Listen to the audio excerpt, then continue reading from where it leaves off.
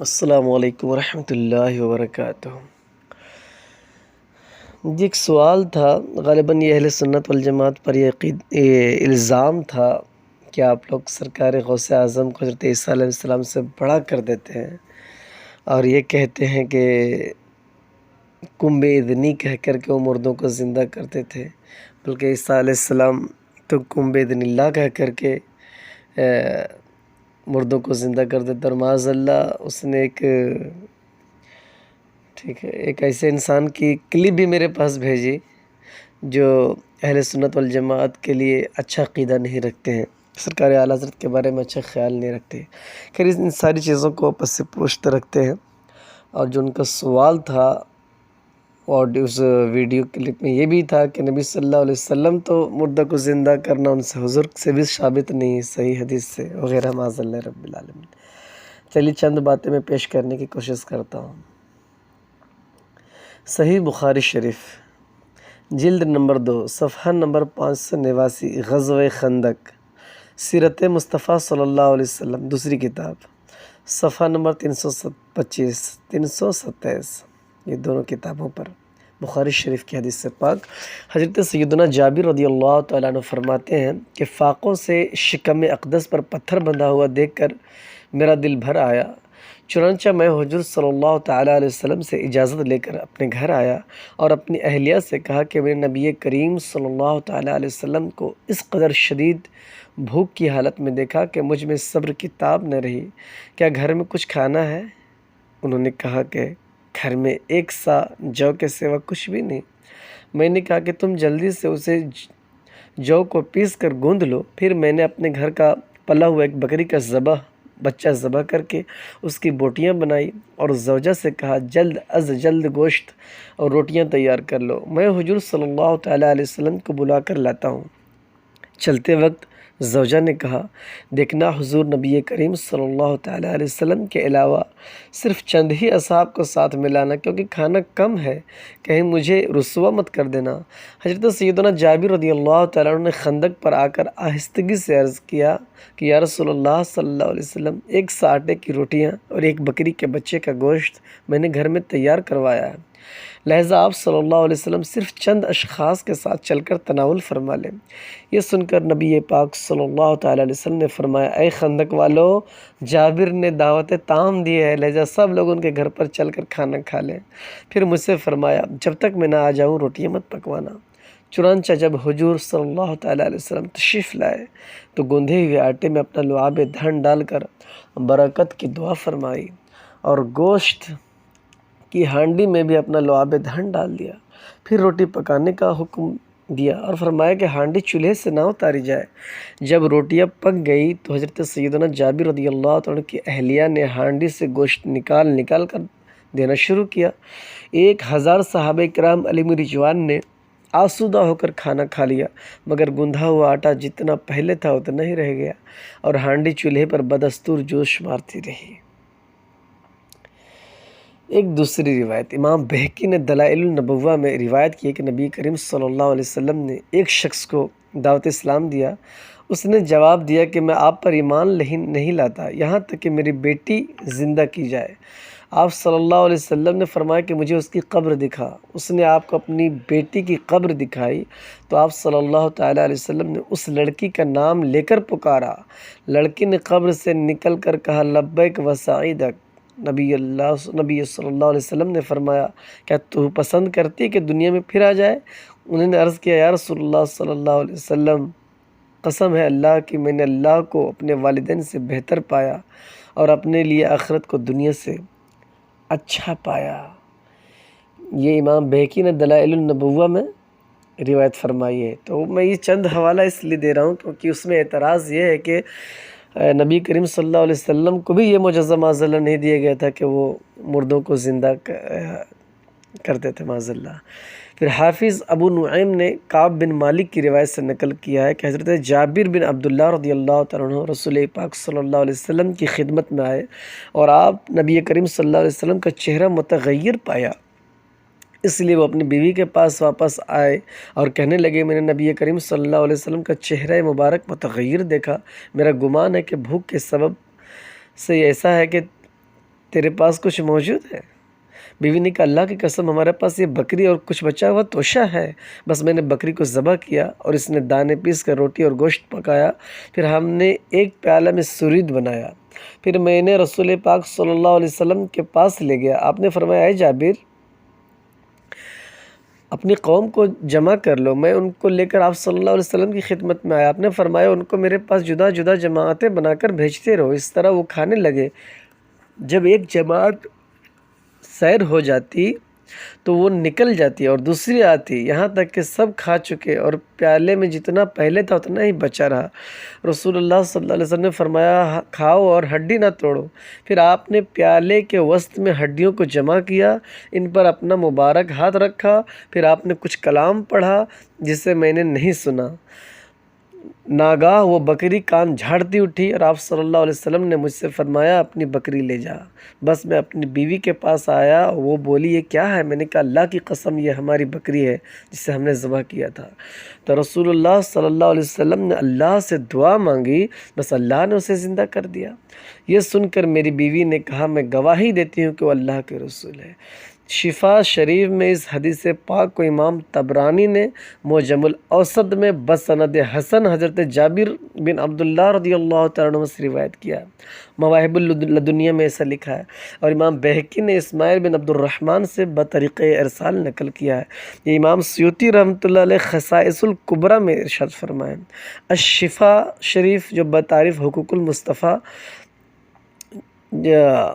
صفحہ نمبر 285 پر لکھا ہے۔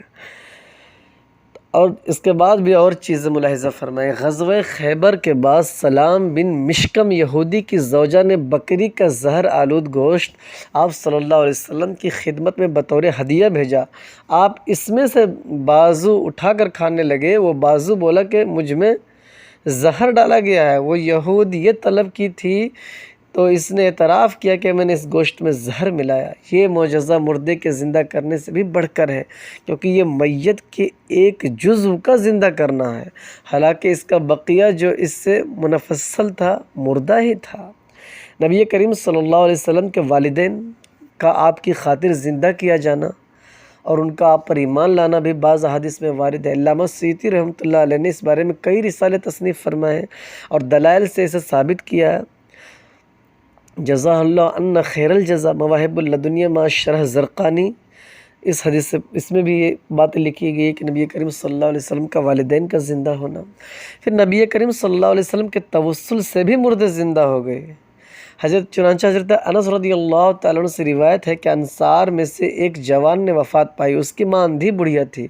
ہم نے اس جوان کو کفنا دیا اور اس کی ماں کو پرسہ دیا۔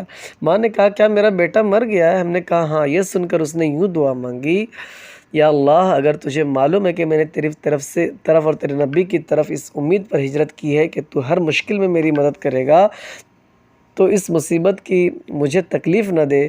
ہم وہیں بیٹھے تھے کہ اس جوان نے اپنے چہرے سے کپڑا اٹھا دیا اور کھانا کھایا، اور ہم نے بھی اس کے ساتھ کھایا۔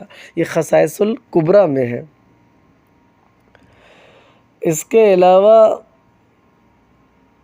حضرت جابر بن عبداللہ رضی اللہ تعالیٰ عنہ فرماتے ہیں کہ ایک انصاری عورت نے حضور نبی کریم صلی اللہ تعالیٰ علیہ وسلم کی خدمت میں عرض کیا کہ یا رسول اللہ کیا میں آپ کے تشریف فرما ہونے کے لیے کوئی چیز نہ بنوا دوں، کیونکہ میرا غلام بڑھئی ہے۔ آپ صلی اللہ علیہ وسلم نے فرمایا اگر تم چاہو تو بنوا دو۔ اس عورت نے آپ صلی اللہ علیہ وسلم کے لیے ایک ممبر بنوا دیا۔ جمعہ کا دن آیا تو حضور نبی کریم صلی اللہ علیہ وسلم اسی ممبر پر تشریف فرما ہوئے جو تیار کیا گیا تھا، لیکن حضور نبی کریم صلی اللہ علیہ وسلم کے ممبر پر تشریف رکھنے کی وجہ سے کھجور کا وہ تنا جس سے ٹیک لگا کر آپ صلی اللہ علیہ وسلم خطبہ ارشاد فرماتے تھے، ہجر و فراق رسول میں چلا کر رو پڑا، یہاں تک کہ پھٹنے کے قریب ہو گیا۔ یہ دیکھ کر نبی کریم صلی اللہ علیہ وسلم نے ارشاد فرماتے تھے ہجر و فراق رسول میں چلا کر رو پڑا، یہاں تک کہ پھٹنے کے قریب ہو گیا۔ نبی کریم صلی اللہ علیہ وسلم ممبر سے اتر آئے اور کھجور کے ستون کو گلے سے لگا لیا۔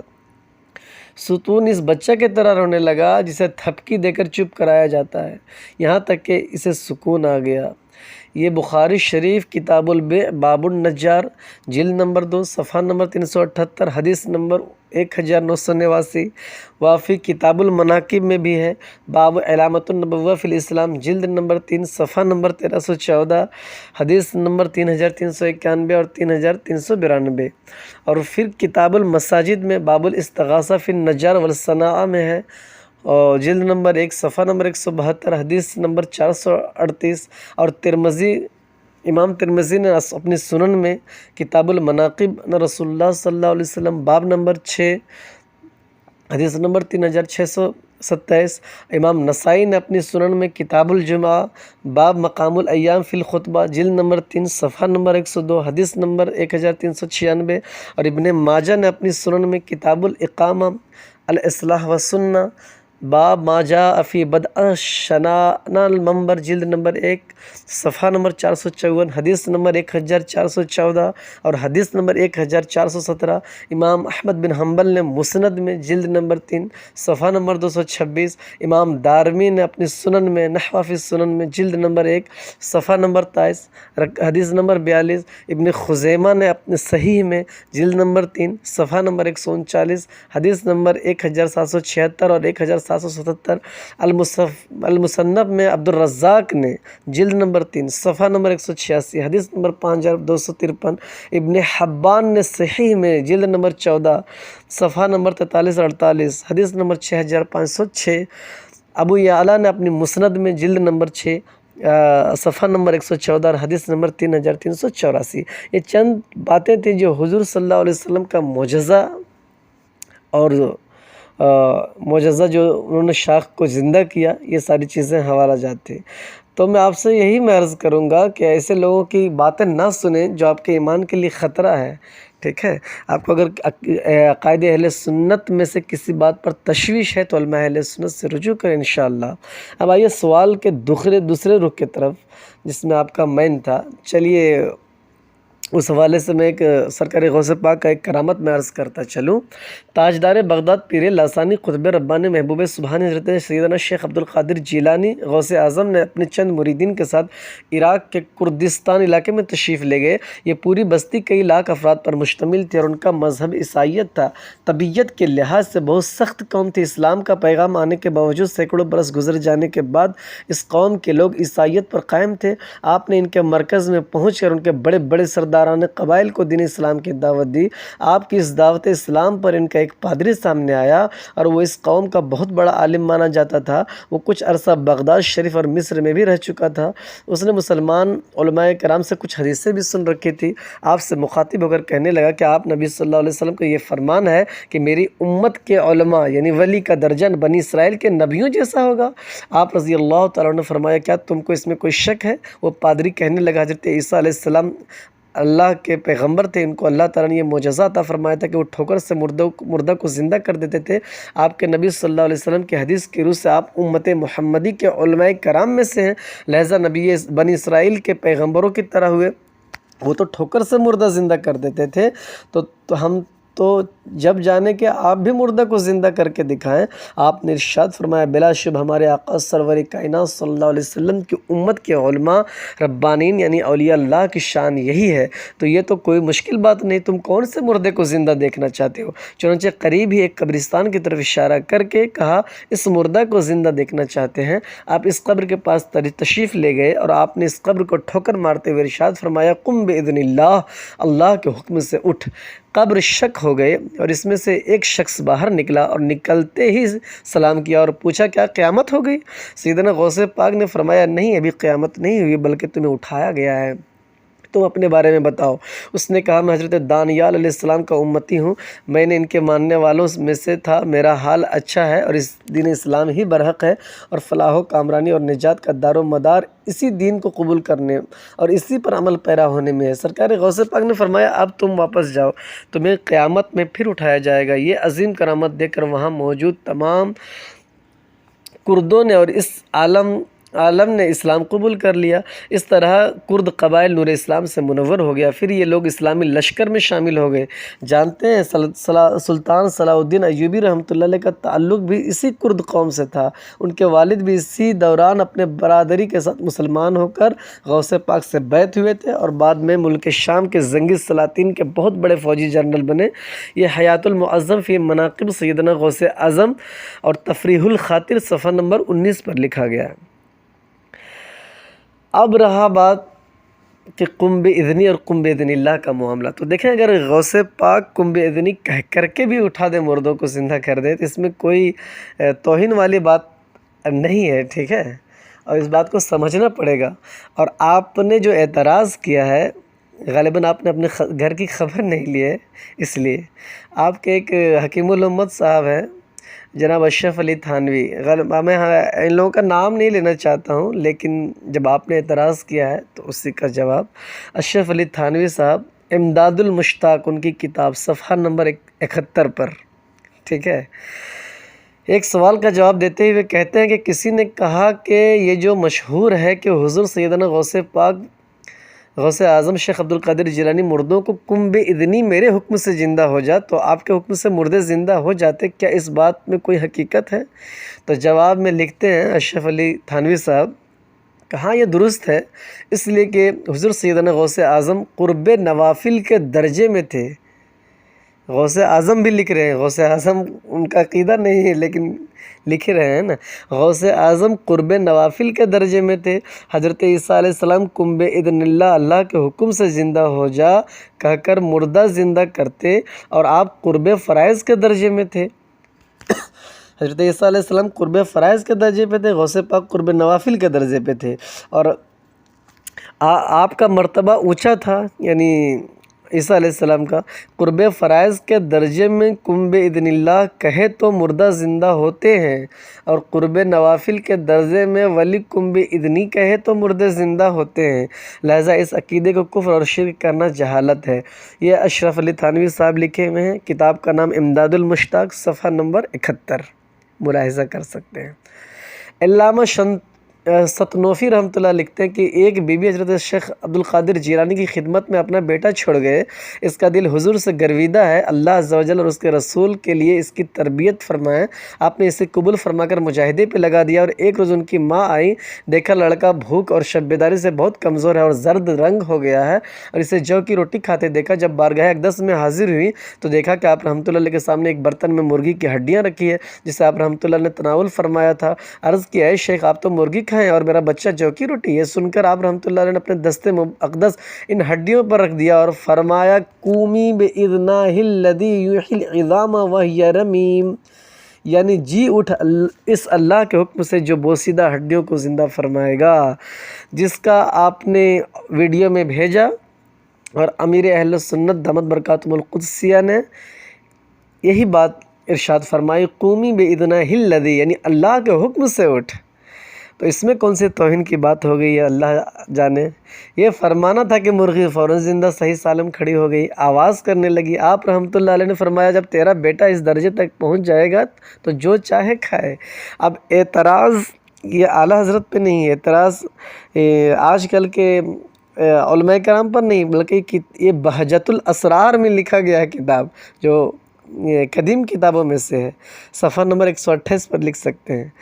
حضرت شیخ ابو سعید قیلوی رحمۃ اللہ علیہ نے فرمایا حضرت سیدنا شیخ عبد القادر جیلانی اللہ کے اذن سے مادرزاد اندھوں اور برس کے بیماروں کو اچھا کرتے ہیں اور مردوں کو زندہ کرتے ہیں۔ تو یہ چند باتیں تھی، کہنے کی تو بہت ساری چیزیں اور بھی ذخائر میں موجود ہے، لیکن خوف طوالت سے میں اسی پہ اکتفا کرتا ہوں۔ خلاصہ کلام